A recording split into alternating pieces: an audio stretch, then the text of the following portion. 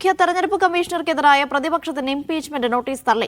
രാജ്യസഭാ അധ്യക്ഷനാണ് notice തള്ളിയത്. Notice തള്ളിയതിന്റെ കാരണം വ്യക്തമാക്കിയിട്ടില്ല. 193 പ്രതിപക്ഷ എംപിമാരാണ് നോട്ടീസിൽ ഒപ്പിട്ടിരുന്നത്.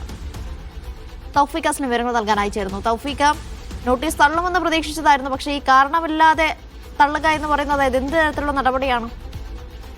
അനീഷ, അല്പസമയം മുമ്പാണ് മുഖ്യ തെരഞ്ഞെടുപ്പ് കമ്മീഷണർക്കെതിരായ ഇംപീച്ച്മെന്റ് നോട്ടീസ് തള്ളിയതായിട്ടുള്ള വിവരം ഇപ്പോൾ പുറത്തു വരുന്നത്. രാജ്യസഭാ അധ്യക്ഷനാണ് ഇത്തരമൊരു തീരുമാനത്തിലേക്ക് എത്തിയിരിക്കുന്നത്. ഇതിന്റെ കാരണം എന്താണ് എന്ന് ഇതുവരെയും പുറത്തു വന്നിട്ടില്ല. ഈ നോട്ടീസിൽ 193 പ്രതിപക്ഷ എംപിമാരായിരുന്നു നോട്ടീസിൽ ഒപ്പിടുകയും ഇത്തരമൊരു നീക്കം പ്രതിപക്ഷത്തിന്റെ ഭാഗത്തുനിന്നുകൊണ്ട് ഉണ്ടാവുകയും ചെയ്തു. എന്നാൽ അതിപ്പോൾ തള്ളിയിരിക്കുന്നു എന്നുള്ള വിവരമാണ് പുറത്തു വരുന്നത്. വരും മണിക്കൂറുകളിൽ അതിന്റെ കാരണം രാജ്യസഭയിൽ നിന്നും ലഭിക്കുമെന്നാണ് പ്രതീക്ഷിക്കുന്നത്. 7 ആരോപണങ്ങൾ ഉയർത്തിയായിരുന്നു മുഖ്യ തെരഞ്ഞെടുപ്പ് കമ്മീഷണർക്കെതിരെ ഇന്ത്യ സഖ്യം ഉന്നയിക്കുകയും ഇത്തരമൊരു നടപടിയിലേക്ക് കടക്കുകയും ചെയ്തത്. ഏറ്റവും പ്രധാനപ്പെട്ട ഒരു ആരോപണമായി ഉയർത്തിയിരുന്നത് പക്ഷാപാതപരവും വിവേചനപരവുമായ പെരുമാറ്റമായിരുന്നു മുഖ്യ തെരഞ്ഞെടുപ്പ് കമ്മീഷണറുടെ ഭാഗത്തുനിന്നുകൊണ്ട് ഉണ്ടാകുന്നത്. തെരഞ്ഞെടുപ്പ് തട്ടിപ്പ് അന്വേഷണത്തെ ബോധപൂർവം തടസ്സപ്പെടുത്താനുള്ള നീക്കങ്ങൾ മുഖ്യ തെരഞ്ഞെടുപ്പ് കമ്മീഷണറായിട്ടുള്ള ജ്ഞാനേഷ് കുമാറിന്റെ ഭാഗത്തുനിന്നുകൊണ്ട് ഉണ്ടായിരുന്നു തുടങ്ങിയ കാര്യങ്ങളായിരുന്നു ഉയർത്തിയത്.